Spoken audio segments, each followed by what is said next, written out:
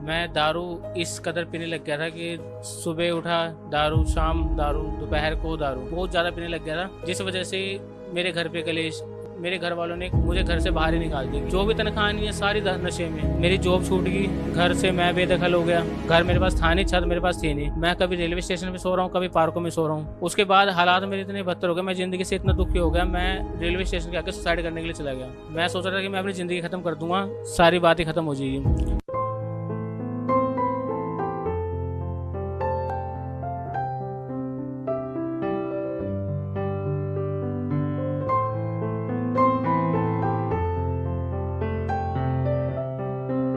सभी को जय मसीह की मेरी तरफ से।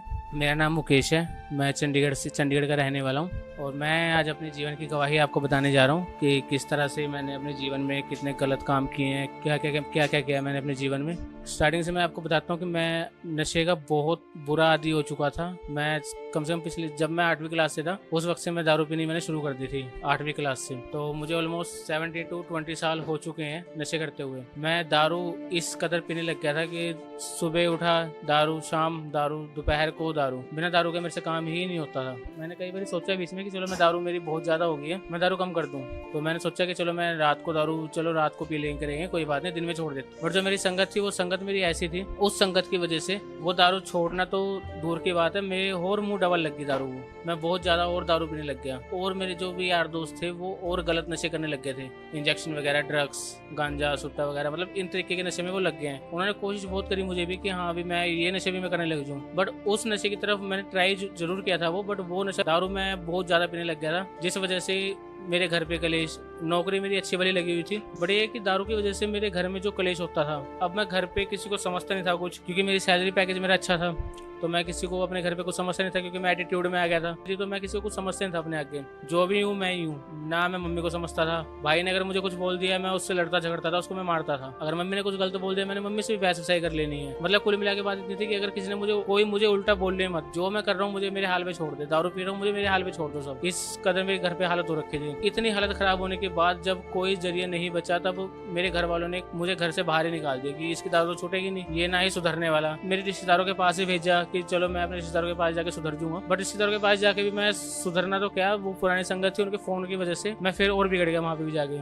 तो रिश्तेदार भी मेरे से छूट गए, घर भी मेरे से छूट गया, सब कुछ मेरे से छूट गया। बस मेरे पास सिर्फ बची एक जॉब जिसके भरोसे में जी रहा था। बट मैंने रूम रेंट पे लिया, वो रूममेट भी मेरे ऐसे थे, वो भी एक नंबर के नशेड़ी लोग, लेकिन वहां भी फिर दारू के ऊपर ही मेरा ध्यान गया। उस दारू के चक्कर में, उस संगत के चक्कर में मेरी नौकरी भी चली गई, क्योंकि उन्होंने रात को नशा मुझे इस तरीके से करवा दिया। अगले दिन ड्यूटी पे मेरे से काम हो गया गलत, और गलत काम की वजह से मुझे निकाल दिया ड्यूटी से। उसकी जो भी मेरी सैलरी वगैरह थी वो सारी मैंने अपने नशों पे ही उड़ानी थी। घर पे मैंने कुछ नहीं देना था, ना मैं कुछ घर पे कुछ देता था। जो भी तनख्वाह नहीं है सारी नशे में। यार दोस्त मुझे मिलते थे, उनके जब पास पैसा होता नहीं था वो भी मैं अपने पल्ले से ही पैसे खर्चता था दारू पीने के लिए, उनको पिलाने के लिए भी। बहुत समझाया मुझे मेरे परिवार वालों ने भी, मेरी सिस्टर चर्च से जुड़ी हुई है, उसने मुझे बहुत समझाया, दुष्ट आत्मा का साया भी, ये सब कुछ छोड़ दे। बट मैं अपने घमंड में चूर, मैंने किसी की कहाँ सुननी थी, किसी की सुननी पसंद ही नहीं थी कि भाई, ना मुझे कुछ समझ में आता था कि मैं ये काम क्यों कर रहा हूँ, किस लिए कर रहा हूँ। बहुत गलत सपने आते थे सोते हुए भी, मतलब मुझे सोते हुए भी ऐसा दिखता था कि भाई कोई मुझे पकड़ रहा है, कोई मुझे बुला रहा है। सोते टाइम भी मुझे ऐसा लग रहा है कि भाई तू सो क्यों रहा है, उठ, दारू पी, सो मत। और फिर मैं उठ जाता था, घर पे बोतल एडवांस में पड़ी होती थी, मैं फिर दारू पीता था उठ के।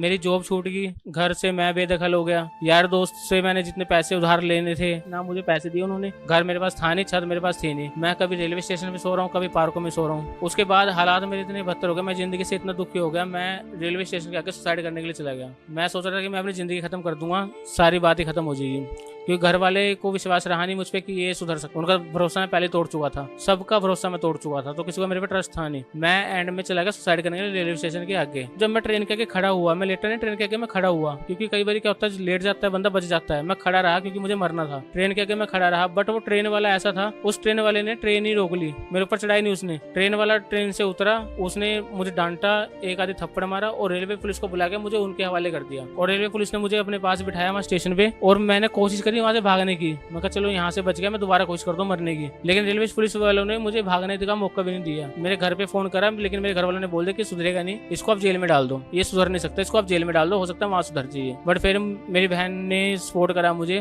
वो दुआएं करती थी मेरे लिए।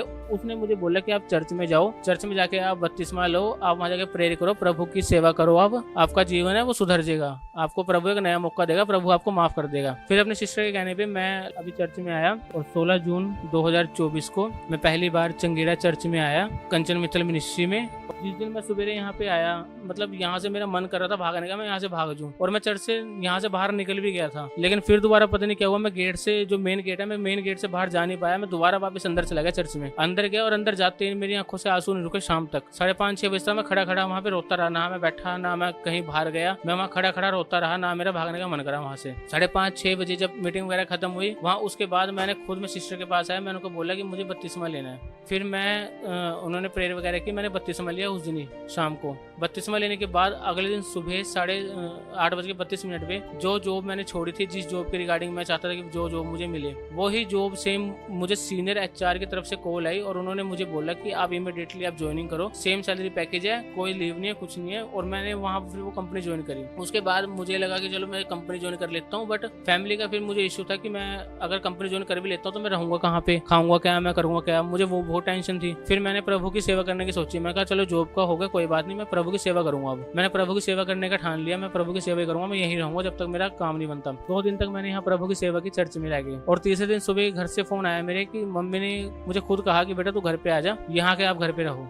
और फिर मैं अपने घर पे गया और उसके बाद से फिर मेरा प्रभु में विश्वास और अधिक हो गया। ये थी मेरी गवाही। जब से प्रभु का नाम लिया, प्रभु दिल पे है मेरे। अब मेरा ना मुझे गुस्सा आता है, ना मेरा किसी से लड़ने का मन करता है, ना कोई गलत नशे की तरफ मेरा ध्यान जाता है, ना जो बुरी संगति थी, ना मेरा उनसे मिलने का मन करता है, ना बात करने का मन करता है। फोन भी उनका आता है, मेरा मन भी नहीं करता कि मैं उनसे बात करूं, और मैंने इस वजह से उनका नंबर ही ब्लॉक कर दिया। तो मैं अब इन संगतों से बहुत दूर हूं और ना मेरा नशे की तरफ मन करता, ना मैं नशा करना चाहता। मेरे बदले हुए जीवन को देखकर मेरे परिवार वाले बहुत खुश हैं। अब मेरा मरने का भी कोई मन नहीं करता।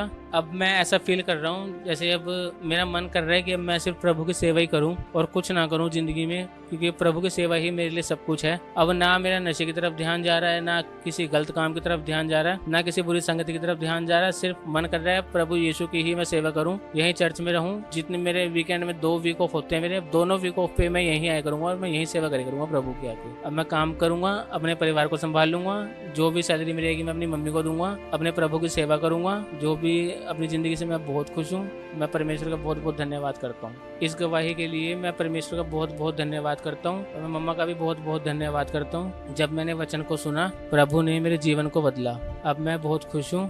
जितने भी मेरे भाई बहन मेरी गवाही को सुन रहे हैं, मैं उनसे सिर्फ इतना ही कहना चाहूँगा, एक बार प्रभु के पास आओ और एक बार यहाँ आके प्रेयर करो। आपका भी जीवन वैसे ही सुधरेगा जैसे मेरा जीवन सुधरा है। यीशु मसीह धर्म नहीं बदलता, यीशु मसीह सिर्फ जीवन बदलता है, आपको अच्छा मार्ग दिखाता है, आपके जीवन को बचाता है गलत कामों से, जैसे प्रभु ने मुझे बचाया। प्रभु ने मुझे नया जीवन दिया। मैं बहुत खुश हूँ।